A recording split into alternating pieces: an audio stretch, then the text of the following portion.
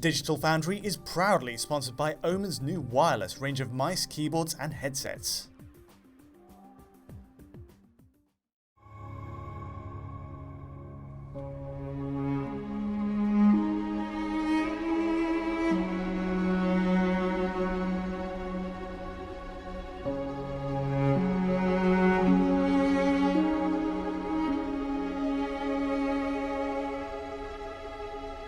Ori and the Will of the Wisps received critical acclaim when it released earlier this year, and for good reason. Its tight platforming action, gorgeous environments, and evocative musical score serve as the foundation of one of the best 2D action games of the generation. It was a phenomenal follow-up to the already tremendous original game. Yet it also launched with a few technical hiccups which impacted the fluidity of the experience early on, which is why I was surprised when it was announced that Will of the Wisps would arrive on Nintendo Switch. If it was already struggling on the more powerful Xbox One, how would it work on the Switch? Well, it turns out the team has been busy since this initial release. Not only has Moon managed to correct nearly every technical foible present in the Xbox version, it has also created one of the best Switch conversions we've tested this generation.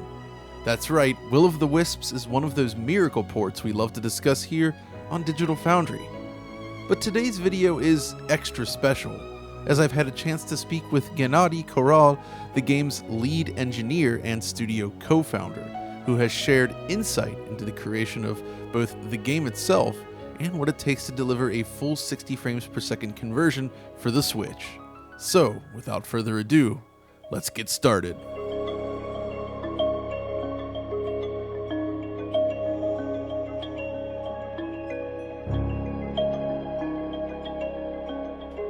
When first looking at a game like Ori, you might be forgiven for thinking it's a simple 2D game, one that would run with ease on modern platforms, but this couldn't be further from the truth. The fact is, modern graphics engines are typically designed to accelerate 3D graphics.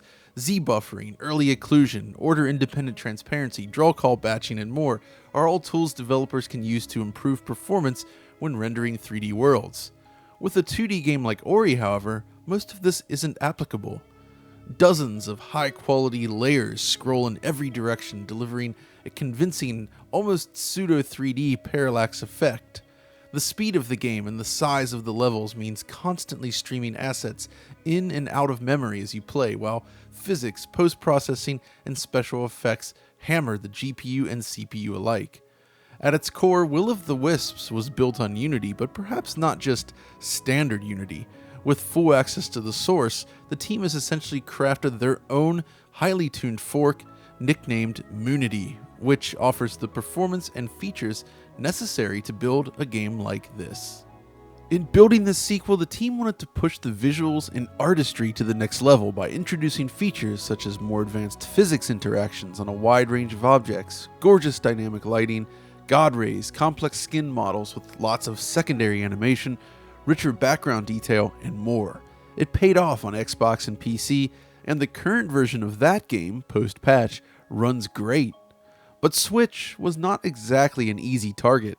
Gennady tells me that they started off at roughly 20 frames per second, even after completing the additional optimization on Xbox One. The capture you're seeing here is taken from an old build of the game early on in development. You could almost call it potato mode. Many of the visual effects are toned down, the resolution is much lower, and the frame rate, as you can see, is in the low 20s. It's not smooth at all. Early on, it seemed that 30 FPS would have to become the target, but Gennady and the team felt that 60 FPS was absolutely critical to a game like this. And as you can see from the same scene running in the final game, it looks and runs much better. 60 FPS has been achieved. So what makes this game so demanding, and how was it optimized to run on Switch? Well, to better understand that, let's start by pulling apart the visuals and understanding what makes up a scene. The team built a custom rendering pipeline specifically for this style of game. It uses up to 6 bespoke layers, known as slices, for displaying its hand-painted artwork, while compositing this with a 7th 3D layer used for things such as characters. It works almost like layers in Photoshop, but functions entirely in real time. These layers are drawn back to front using Painter's algorithm and can be combined using multiple blending modes to create the intended effect. Problem is, blending all these layers together can be expensive. There's no order-independent transparency and no real way to batch up draw calls, so on Switch at least, it was really slow. So how do you tackle a problem like this? Well, first we should discuss an optimization applied to all platforms, but absolutely critical to the Switch conversion: early Z pre-pass. See these blue areas? This is the result of an offline process which is used to trace the art of the scene by figuring out what needs to be drawn or not. The blue areas are the results returned from running this, and they are not processed by the GPU, making the overall scene cheaper to render. Without it, 60 frames per second would be off the table. On Switch, the system was even pushed to handle fully dynamic areas. After all, moving plants and objects are a key part of the aesthetic, and squeezing every bit of juice out of the GPU was necessary to hit the target. But really, they had to take things even further on Switch by thinking about general visual perception. So what do I mean by that? Well, when you're playing a game like this, where do your eyes typically focus? Towards the center of the screen and the area surrounding your playable character, most likely. So the idea here, as I understand it, was to consider high and low frequency detail areas of the image and optimize around this concept. You want to ensure that where the player's eyes are focusing is presented at the highest level of detail, while other areas outside of this can be slightly lower resolution. So this is the first optimization then. Technically the game targets 720p in handheld mode and 900p in docked, but it's not that simple. Before we examine why though, let's look at the final output. On the left we have Xbox One X captured at 4K, on the right the Switch version. Zooming in, clearly there is more detail on the Xbox, there's no question about that. But really, the result is remarkably close to the original vision. It doesn't really feel like a big step down. Yet the gulf in resolution is a lot larger than you'd think. Yes, the game uses dynamic resolution scaling, but the resolution can be adjusted on a per slice basis. That means a layer far in the background, for instance, can be a much lower resolution than the foreground on which Ori platforms. This is combined with a high quality depth of field which remains intact on the Switch. This means that layers in the background and near foreground, which can have that lower resolution, are actually bathed in depth of field blur, which helps avoid any artifacts caused by rendering at that lower resolution. This visualization here shows how adjusting the resolution impacts the look of the various layers. Of course, it wouldn't go this far. There are limits. The 3D layer, for instance, will only drop as low as 80% of the maximum resolution, while the background artwork can drop to 60% or so, but in general, the key areas of the image remain close to full resolution in most cases, giving the impression of a higher resolution all around. So yeah, this dynamic multi-res solution to managing performance is one of the key elements in achieving a high performance level, but there is more. Scene performance is further enhanced by another tool designed to clean up art automatically. Basically, when a scene is loaded in, the tool samples 100 unique camera positions. For each position, it looks at the contribution of every tile, modifier, and piece of artwork, while calculating their energy contribution to the scene. It basically determines which assets are most important and which aren't contributing much to that scene, then cleans them up based on this information. It basically helps reduce draw calls and shader complexity without sacrificing visual quality. So by now we have a pretty good idea of how the scene is assembled and optimized to run on Switch and in fact the original platforms. But perhaps its signature visual feature is the lighting. Ori 2 utilizes two lighting engines primarily. First, there's static lighting. Instead of simply calculating the light offline, artists can directly paint onto the assets using a separate global illumination layer. This low-frequency detail layer directly influences the look of the environment, and it can be displayed at a lower resolution, reducing the performance impact. This helps establish the look and color of each scene. But it's the dynamic lighting that is perhaps most striking. These lights play a huge role in bringing the world to life, but the technique for creating them is unconventional. Using traditional normal maps produces results that appear too plasticky, ruining the painterly style they're going for. So instead, the artists go in and directly paint lighting onto an object. They paint 6 sides to account for where the light might be shining from. You know, the light could be shining from the top, the left, the right, etc. These painted lights then are compressed into an RGBA texture. You can then test 6 directions for each pixel to figure out the position of the light while blending between the 6 independent light masks. The result is smooth lighting across the objects that avoids sacrificing the hand-painted design of the assets. This is perhaps the largest improvement to visuals overall, as it creates a highly dynamic, beautiful world to explore. One of the key innovations is the addition of a tiled light calling system, similar to what was used in Doom 2016. 2D lights rely entirely upon this system. Lights can now be stacked, blended, and called as needed, allowing for both visual excellence and high performance. To make this work better on Switch, however, several adjustments had to be made, from lower level stuff such as saving light indices in a texture 2D format instead of a compute buffer, to reducing the resolution of the lighting pass independently of the 3D rendering. It's effective and difficult to discern the difference between this and the Xbox version. Speaking of the 3D layer, deferred rendering is still used for 3D objects, along with tile light calling. The reason for not using deferred for all lighting, though, comes down to the lighting evaluation being possible per pixel when using tiled light calling. Deferred lacks real depth information, leading to potential artifacts. And by the way, what you're looking at here are the various render targets used to make up the game's G-buffer. The end result of all this work then is basically a painting come to life. All these moving background layers combined with dramatic lighting. It all works in harmony to create something truly remarkable. And all of this is present on Switch without sacrificing visual quality. But it's equally impressive just how many of the visual features made the transition with minimal visual loss. For instance, the soft body physics system and secondary animations all made the cut. This was a huge feature for Ori 2, which allows the scenery to bend and move as you run across the stage. It helps give the impression of a more lively world, and it is fully intact on Switch. The tools for creating these interactions are interesting as well. It's a non-destructive process, meaning that artists can make adjustments to the structure and design of physics-driven elements without needing to export new assets every time. Water is another key element. Pools of water have physical properties, with the upper layer undulating as the player collides with its surface. Water both reflects and reacts, and this is fully present on the Switch. Animation also ties into the physics system, specifically with secondary animations. But first, let's talk about the animation itself. The team developed their own bespoke animation system with a focus on squash and stretch. This is basically a technique that allows the artists to scale and stretch joints to create exaggerated animations. As Ori leaps into the air, for instance, his entire body stretches, only to squash as it collides with the ground.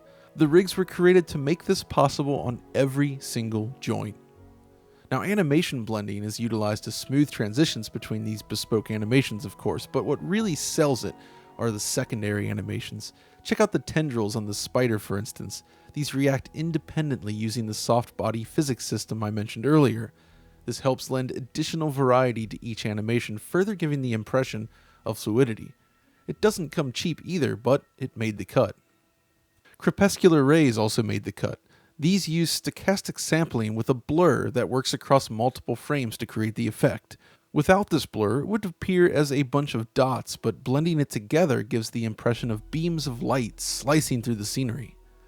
The all-important mesh trails are present on Switch too. These vertex-based emissives are basically little strips of meshes that emit light from each vertex. The technique was inspired by Keijiro Takahashi's Skinner. Look closely at the trails behind the characters, and you can see it in action. It's even more visible here during the prologue. As they tumble from the sky, the trails give the impression of slicing through the thick atmosphere. It looks fantastic. They also worked hard to preserve all particle effects. In Unity, these are exceptionally expensive to render, especially due to overdraw, but they're all here. So how was this achieved? Well, basically it comes down to the fact that they fixed the way Unity was threading particles while freeing up resources elsewhere on the CPU. The only effect that didn't make the cut in the Switch conversion really is per pixel motion blur during fast camera pans, but for a side-scrolling game, it's not a huge loss, I suppose. These are just some of the techniques used to build Ori 2 on Switch. As seen earlier, the visual quality is remarkably close to matching that of the original Xbox release. Sure, some sharpness is lost, but it's close, and a far sight better than many other Switch conversions. For me, it was fascinating to see how these elements came together. There's just so much information here that it's difficult to digest all of it, but the point is, it works, and it works well. Of course, the most important piece of this puzzle is the performance, the touted 60 frames per second. I tested this myself using our tools and found that the team has indeed managed to deliver just that for most of the experience, but it's not perfect. During gameplay, you may notice minor dips into the upper 50s from time to time, for instance. It uses vertical sync, however, so there's no screen tearing, but you will encounter these hiccups from time to time. Still, by and large, it's remarkably stable. The thing is, testing for performance and visual quality isn't an easy task. How do you figure out the stress points where slowdown is a problem, for instance? Well, that's exactly where their profiling tools come into play. For starters, the Micro Profiler is available for directly observing gameplay in real time. You can track performance in a section, then go back and look at the historical data that was recorded. This provides insight into which parts of the pipeline are causing issues, and those can then be adjusted to improve performance and visual quality. In fact, this data can be stored over long periods of time. This view, for instance, shows where the performance was at early in development of the Switch conversion. Back in June of this year, the frame time and GPU time were way over budget at 38 and 52 milliseconds respectively. The goal is, of course, sub 16.7 milliseconds, which is the target required for reaching 60 frames per second. Over time, as more optimisations were put into play, the results continued to improve. There are a lot of bottlenecks that can occur along the way, however, which is why the top-level performance view is so interesting. What you're looking at here is the entire game world. To monitor performance, data is recorded from playthroughs of the game, and these metrics can be filtered and viewed to lend insight to where and why the game might be slowing down. These green lines are the path which the player has traveled through the world. The various colored points along those lines highlight areas where the currently viewed metrics started to lose performance. By observing these lines, it becomes easy to understand where the game is struggling and make necessary adjustments to overcome it. So how is this data captured? Well, it's a mix of QA testing, where they actually play the game, and automation. That automation basically flies the Ori character around the map like this, covering every corner of every map, just looking for trouble, basically. It records everything it finds along the way for the developers to review later. Even better, platform-independent screenshots are saved during this playthrough. Along the top is a timeline featuring all supported platforms such as Switch, Xbox, and the PC. When shots exist for different platforms along these fixed points, you can click on these dots then to see how they compare against one another. This helps observe visual quality variations between the versions while also presenting pertinent performance metrics. Cool, right? Part of hitting the performance target also centers around actual gameplay optimizations. The Switch, and even Xbox One really, is very limited when it comes to the CPU, so a lot of effort was poured into ensuring that gameplay remained within budget. The other major performance challenge then ties into data streaming. Outside of the initial load, Ori 2 streams in its world data in real time. This world data needs to be pulled from storage into memory without interrupting fluidity. This view demonstrates the streaming function in action. The small map to the lower right of the screen highlights areas adjacent to the current player position in which the data is being preloaded. This is done intelligently. The game is designed to guess where a player might go from any point in the map and start preparing data before the player arrives. Furthermore, upon death, players instantly respawn at a nearby checkpoint, right? This is key to keeping up the fast pace of the game. But doing this requires keeping those areas around each checkpoint in memory until a new checkpoint is reached. With Switch, however, memory is more of an issue. There's less RAM to cache level data, so a lot of care was poured into ensuring the game would not fall behind. There is some additional pre-caching that happens at boot, for instance, which is why the initial loading time is so long. But once you're in the game, it's very carefully managed. There is less margin for error here, so the prediction had to be more refined to ensure that the required data would always be ready upon the player's arrival in any specific area. And it does work. Outside of an occasional stutter, it's seamless. You can explore the map from one end to the other seamlessly, just as you could in the original release. Looking at the project in its entirety, it's clear that a lot of smart engineering has been poured into this game. It's an example of what's possible when the porting process is handled so delicately.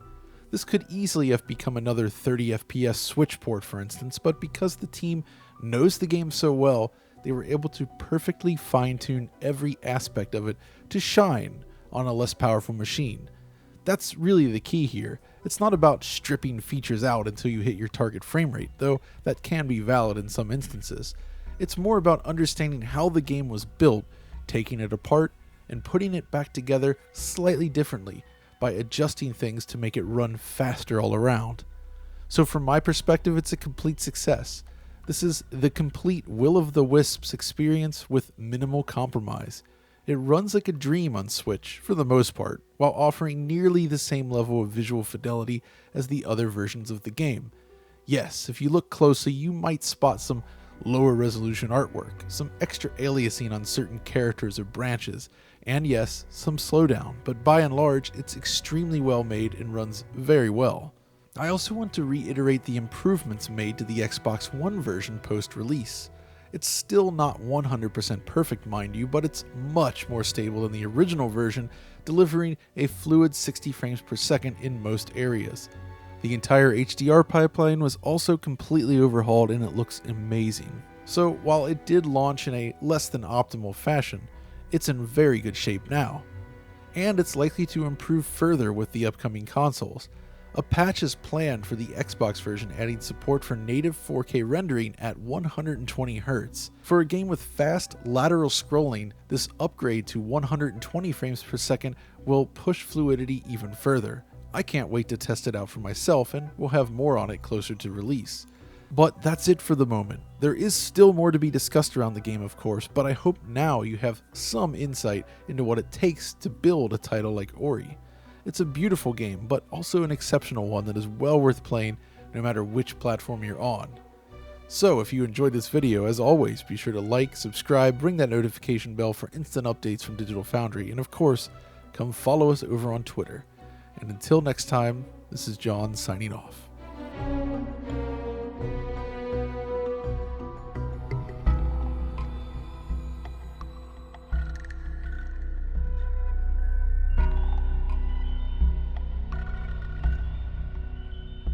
Featuring its new Warp wireless technology, Omen's PC peripherals allow for lag-free gaming. From the 360-degree audio of its Omen frequency headphones, the 180-hour battery life of the Vector mouse, and the 2.4 GHz connection of its Spacer keyboard, Omen has you covered for the ultimate wireless experience.